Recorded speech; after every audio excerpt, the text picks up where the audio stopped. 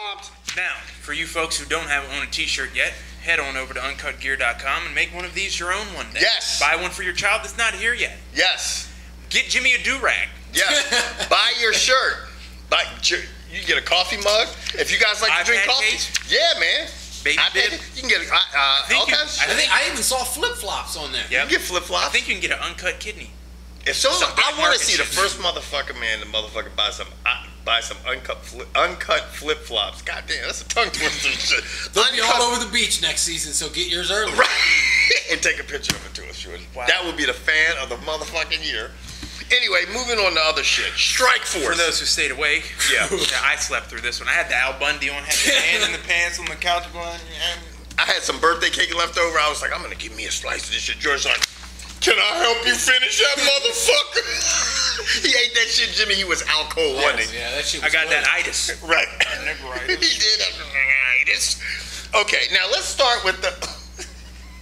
Wake up, bitch. Okay, the lightweight bout. What are we talking about? That shit was exciting. Showtime's next to last card. Yeah. And let's just all be serious. Does anyone here like Jimmy was coming in the front door? Yes. Mm-hmm. There's one fight left that Showtime needs to be put on, and that's the finals of the Grand Prix. Do we honestly think there's going to be another card after that fight? Well, we know that there's going to be one before because maybe there's going to be one in December. What if Barnett and Cormier are healthy and they can fight in December? That is true. They're going to still have those challenger series and shit. Are they? Says who? Well, they just had announced one tonight. Okay. Well, because I believe that there is the contract through 2012. I'm going to just tell you guys something that really just... But no one answered my question. Okay, what? Will Strikeforce... How many cards left does Strikeforce have? That's for y'all, too. Answer that one for me. How many strike cards does Strikeforce have? Oh, no. I say not two. a lot. Well, they are tops. Well, yeah, and they are losing fighters left quickly and right to the UFC. Yeah. Shit, they got fighters going to the UFC who ain't even showing up for fights. I mean, not even showing up for the jobs. You gotta know when to hold them. Know when to walk away. Isn't there a folding part? You never count your money. Wow, it is late at the table. There'll be time. Alright, here's what we're getting at. Strikeforce is folding like a cheap house of cards. And they better throw that in their cards because they got a lot of them anyway. They got a Walmart suit. How many cards do they have left? Me, I think 2. One in December and maybe one early next year, and then they're done. I would say 2. I'd say 2. What do you guys out there say? Let us know on the comment board. Now, can we get to these fights? Yes. On to the Showtime. Okay. The first fight of the night was a lightweight bout that featured Pat Healy and Maximo Blanco. And from what I was being tweeted like all night penis, long, it's big and white. No, I'm white. I'm K White, shorty. Get it right, man. There's a reason it's K-Dub. All right, look, Maximo Blanco obviously had an issue with rules. He kneed the man in the head when he was down, and then it ended up getting tapped out. First tap out ever. Next fight. Right. Next fight was a light heavyweight bout. Now, this was not the return of King Mo, but obviously it was King Mo. 16 months off. Yeah, 16 months off. Something like 14. And the last time we saw him, he was snoring. Well, the guy he was fighting was snoring. Yeah, Roger Gracie's going back to either pillow fight or whatever he was doing. He was licking the mat. Yeah. The thing is that, and this is the thing about Roger Gracie. Like, he looked good for a while, and when he was walking to the ring. Actually, when he entered the ring. Right. I love how his shorts had no great sponsors. Shorts. Yeah. None. I guess that's a Gracie thing. Do all those fighters come in? Because literally, guys, if you saw the fights, he had on black shorts that had nothing on, no writing, nothing, not a sponsor, nothing on them. Not even his name. Black. They were straightened in. I think the Gracies have one pair of shorts and they just pass those motherfuckers to the next one. You're a Gracie. Yes. You're a Gracie. Fight in these. Try not to get knocked out. Which doesn't happen. I mean, he's great at jiu-jitsu. You can't take that away from him. He needs to stick in those type of tournaments. Yeah. MMA is not for him. Because I'm going to tell you what, he got knocked out by a punch that didn't look that it had a lot of. Ooh, I don't know. He caught that dude right in the back of the ear. Oh yeah, he did. Yeah, and then the second one. I take that back. The second one kind of. I take that back. I'm gonna shut the fuck up. Now let's move on to the middleweight championship bout. I'm gonna tell you what. That phantom kick to your groin. You did that shit. You sat down on the mat. You needed your 5 minutes because you didn't know what the fuck. He's talking about Jacare. He would be talking about Jacare, also known as Ronaldo Souza. He hit Rockhold with everything, and including the kitchen sink in round 1 and 2. Mm-hmm. He hit him with his damnedest, and Rockhold's a tough son. He's got a rock head. Yeah. because he took it all and then kept coming forward, kept pressing the action. He did. I mean, for 5 rounds. He did. And to me, that phantom kick in the groin was that you trying to figure out what Get can your I head do. straight. Yeah. Yeah. I agree with you, man. I think that, you know, he got there. When I first saw the kick, I thought the kick was, wow, okay, man, he really kicked his fucking nuts in the fucking next Sunday. But then It's I more thought, like an inner thigh kick. Yeah, Yeah, then it they was showed more a like- different angle, and it's like he just hit it might have Kinda hit like his this. thigh and then slid up and tapped his little helmet. But now, with all that being said, I wouldn't want to get to kicking No, I'm good. the shit. But the bottom line, when it comes down to this, Luke Rockhold fought a perfect fight, man. You don't fight a much better fight than what he did. He did everything you had to win. And we were sitting there going, okay, did he do enough? Because you know how when it goes to the fucking judges, you just never know. But one judge had him winning 50-45. Right. I didn't even have it that. I had it 49-46. I had it 49-46. And you said, I think you probably had it where we had it, but you thought, okay, he's fighting the champion. yeah, So I put it this way. I wouldn't have been surprised if they'd have done a split or done something to give I it to the wouldn't champ, either. because we have seen some fucked up calls in MMA. Right. And I always get worried when somebody's fighting the champion and doesn't legitimately beat them. Right. Because I've seen fucked up shit in boxing where somebody just went, you know, it's just, I'm glad the dude won. You won't get to defend your belt versus anyone, but I'm glad you won because you'll be gone. Same with everyone else on this motherfucker. yeah. You don't What do think you they think? What do you think? they give him a shot in UFC? He will. He won't be defending the belt. No, he won't be a I mean, a what are they title going to holder. do with that? I mean, are they going to have some? I mean, it's I don't Take it know. home, guy. Yeah, put it on your fucking mantle. Yeah, 'cause show this your fucking- show your kids where you used to work. The one time you were a champion. Yeah. Now, speaking of, I'm gonna tell you one real quick while we thought about this. On this card, legitimately, I can see 1, 2, 3, 4, 5, 6, 7, at least 7 guys who fought in those fights would get a shot in the UFC. Yeah. At least one fight. there were some impressive things. I mean, and obviously we were very impressed by the next showing. That was Daniel. Cormier. Thank you for saying that correctly, Jimmy, because somebody would have said, "Stupid fucking nigga, you don't know how to pronounce names." Anyway, you stupid fucking nigga, you don't know how to pronounce names.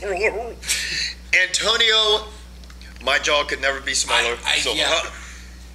Just shocking, like how his jaw. I mean, we know it's huge physically, but it looked like it was. Could Jimmy more methodically break down the jaw? You know, when I looked at the dimensions of his jaw, I found it just mind-boggling. Well, you know, Kevin, I was looking at it, and from the angle where I was at in your house, Right. it looked a little askew on one side, but Right. maybe that's why the glancing blow put him down. Right. It was reminiscence of Lurch from the Addams Family. That's very odd job has Yeah. a jaw much like him. I swear. Yeah. Well, I'll tell you this: it didn't take.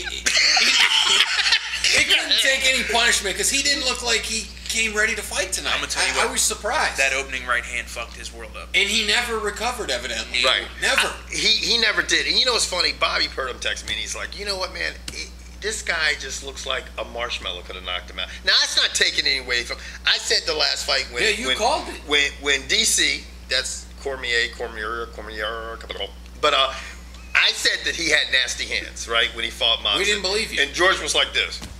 Well, the reason George was like that is because I'm thinking you got nasty hands, and he hit Monson all day long. Monson. So, but the one thing that I've noticed is the guys who have the thicker traps. Monson is the thing from the Fantastic Four. My- He just doesn't have the shit on his chest. Well, my thing and is, the orange is ass the guys rocks. who have the real big upper development all through here and the real thick necks are usually harder to knock out. Yeah. They are.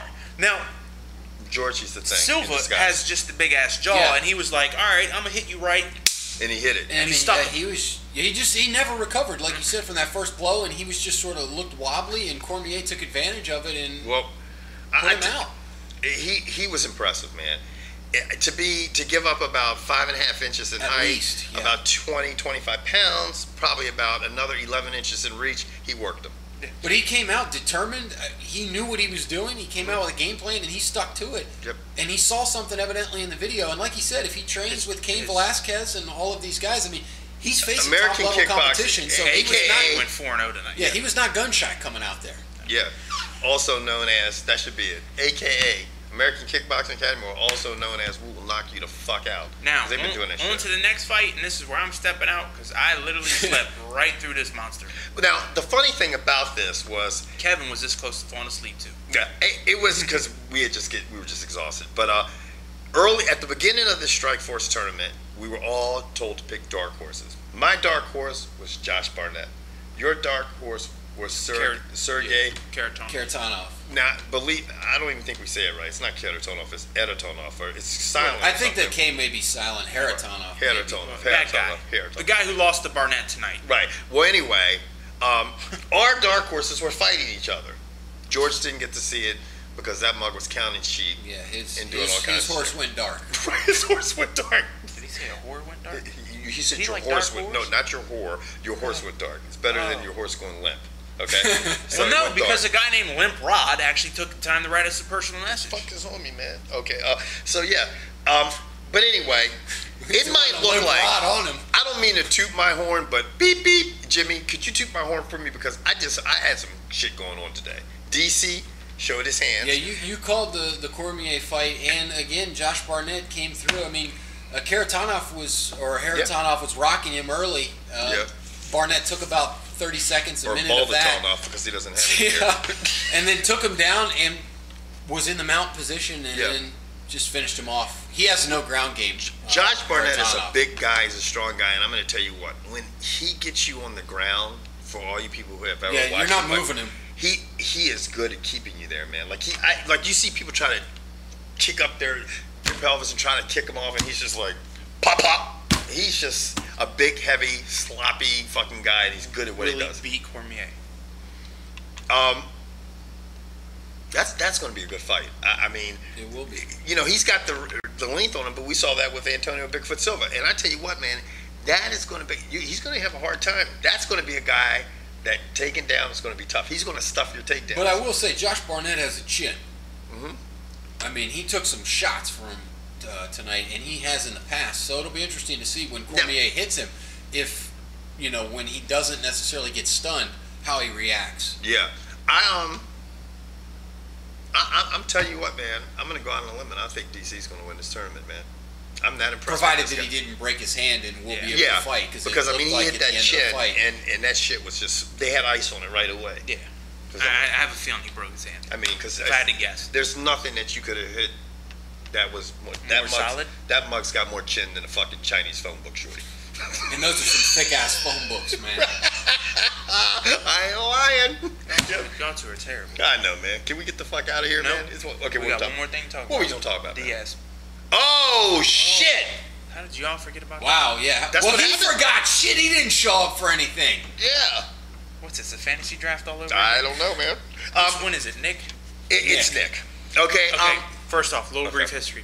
Kevin and I have been doing this show for a while. Kevin and I, long time ago, gave the Diaz brothers shit. And to their defense, the Stockton people came to their defense and said they're really good guys. You'd love to sit down and have a beer with them. Which is fine. We probably would, because George doesn't sit down and have a beer with anybody. His boss would like to sit down and have a beer with him, but can't find him. Yeah, what happened? Like, how can you defend him? Like, I went to Nick Diaz, put a video out, and people went to his page and just said, dude, you bitched up. You bitched up, bitched out. And in typical Nick Diaz fashion, puts out a video and doesn't take any of the blame. Places it on other people, says it's not his fault. Right. And I don't know Nick Diaz as a man, but I just... That was a bitch move. It was just... I don't know if it was a bitch move. It just wasn't a smart career move. You know what I'm saying? I mean, you're looking at a big money fight. Right. You're looking at right now... Okay, now you got to go fight BJ Penn. But it's not as a walkthrough fight by no means. Well, hold on. Before we get too involved in that, I want to talk more about... We'll get to the fighting part of this. This I want to talk about as the manhood part of this. If I look you dead in your eye and tell you I'm going to do something, do you think I'm going to do it? Yeah. Okay. This motherfucker sat across from Dana White and said, I'm going to do whatever you need me to do to make this happen, and then didn't do it. In this world, you have your word, and that's it. If you can't live up to your word, you're not worth shit. Well, and as far as I'm concerned, I mean, Dana White, bringing him back into the fold, really went out on a limb. Like George said, if, and this, I'm sure a lot of our viewers would agree, if you did something like that to your boss at your job, chances are you probably wouldn't have your job. Yeah, you're going to be let alone like, what did Gracie say about it? What was his comment? Caesar Gracie even went out and goes, what? He's AWOL. I can't get in contact with him. And he goes, look, mate, he's like, I'm not a psychiatrist or a psychologist. he's got a social disorder. Something's wrong with him. He doesn't deal well with pressure, and you can see it. Somebody put a highlight video out of interviews with this guy, and he doesn't like it. He just does not. He's like this. He won't look at the camera. He's like getting interviewed and doing this shit. He's like, maybe that's why he smokes weed. Fucking, you know what? Smoke as much weed as you want. I don't see why that should be again, dude. That's not a performance. Well, GSP was even like, he's like, I don't even know. He was like, I'm waiting for him to come in here and start calling me names, well, which was funny that GSP said that. I mean, it's. Well, I saw the interview where they asked GSP about, and he really said, which was the truth, it doesn't really hurt me. I mean, I'm still, would I have liked to have fought him? Of course, because he did say some things, and I would have liked to have fought him. But he cost himself the opportunity, and in turn, money. Yeah. I mean, there's a big difference fighting GSP and fighting for the title than fighting BJ Penn. And if he would have happened to upset GSP, I mean, you're talking about let's look a at different career perspective. Well, let's look at this, and I want everybody, I mean, you guys to chime in, everybody out there who's watching the video. If Nick Diaz walks through BJ Penn, like GSP style, even more so. I mean, just he pretty much the last fight. I mean, he walked through BJ. I don't know if he walked through him, but he beat him handily. But if Nick Diaz comes in and puts away BJ Penn faster in a more impressive fashion, that's going to give Dana White a fucking headache that he does not want to do. Do you think he's going to give him another opportunity? No. Dana White is stubborn. Dana White, but then again, Dana White's been surprising because even as stubborn as Dana White is, he's come back many times and goes, you know what, this is what the fans want to see. He might have to just have a heart-to-heart with Nick Diaz and say, hey, what's the problem? What's the issue? And that's what he might have to do, because that could be a big money fight. It was supposed to be. Yeah. Right. I mean, this man said he spent over $15,000 on reorganizing plane flights to try to get this man there. Let me tell you what, I don't have a lot of money, but $15,000 is a shit ton of money. And if I fucking shelled out that cash, I'd fine you. Yeah. If I shelled out $15,000, I'd take it right back from you. You wouldn't get it. I don't know what I'd have to do. And you know what? Maybe. But the problem is that from a business perspective, Dana is thinking this. He's thinking, okay, you know what? I gotta get him in the ring.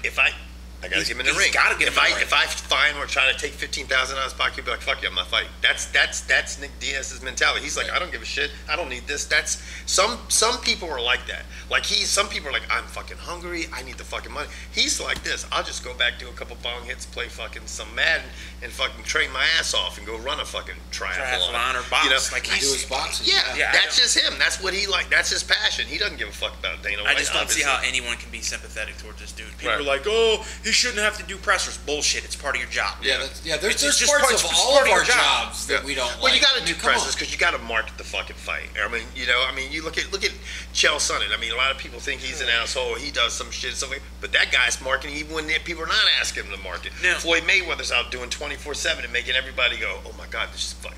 Do you want to see the fight? Sort of.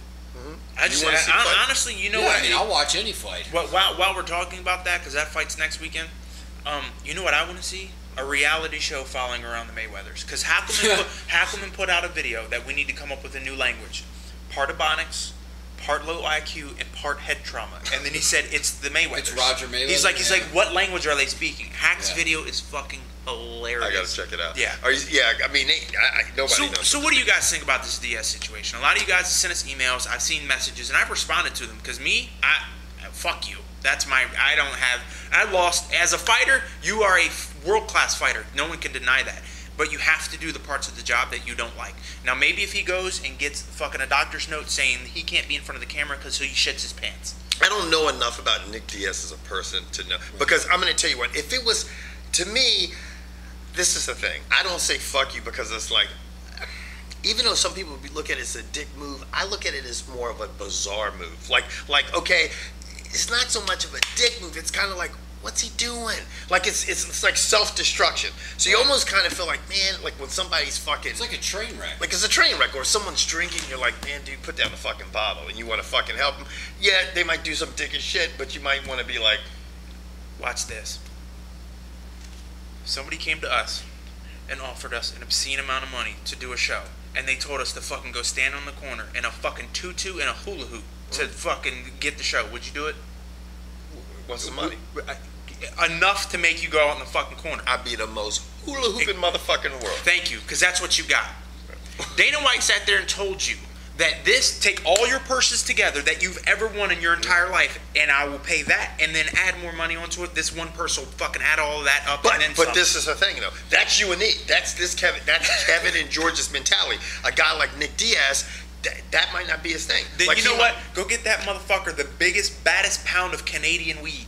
Like, okay, throw that shit on the table. Say, for example, you and I, a better scenario would be like if you and I had done these little show gigs all over the country, smaller show gigs and stuff like this, and we did them and we liked them, we're like, whatever. And we like doing shit our way. Like talking the way we do, uncut, fucking unedited, and somebody goes, all right, and we liked it. And that's what our passion was, doing it that way. And all of a sudden somebody goes, I'm going to give you guys a bigger show than you've ever had, but I'm just going to let you know you're not going to be cussing or you're not going to be doing any shit like that. We're not having that, and that's not flying in our studio. So I just want to let you know, you tell the Negro to calm down with the motherfuckers, because we're not having it. Right? That's a good point. I see your point, but me, I'm broke. I'd be there. But I don't know. I don't know what this kid's motivation is. It is kind of sad. Well, the thing is I agree with you to a point, Kevin, about doing it your way. But if Nick Diaz wants to fight in the UFC, he's got to do it their way. Yeah, he's got to. And it's the same thing for other athletes. If you want to play in the NFL, you do it their way. If you want to play in the NBA, you do it their way. That's just the way it is. If you want to go down to the park and play basketball, then that's fine. You can go down there, wear whatever you want, play whatever type of game you want. That's fine. This is the thing, real quick, and let me tell you something. Do you know what? This is the thing. What do you think he would expect when he was calling people out like Roy Jones Jr.? Like, if for him, he really wanted to fight Roy Jones Jr., okay? In the boxing world, the media storm and how much marketing you had and promotion, I mean, it would be far worse. Yeah. So, I mean, he has to understand that he's going to be...